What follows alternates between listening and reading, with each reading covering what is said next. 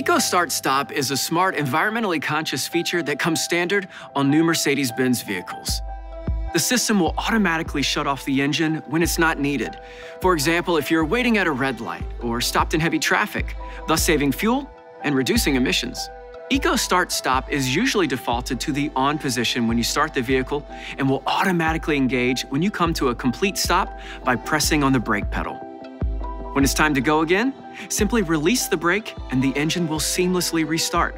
Press the accelerator pedal and you're off.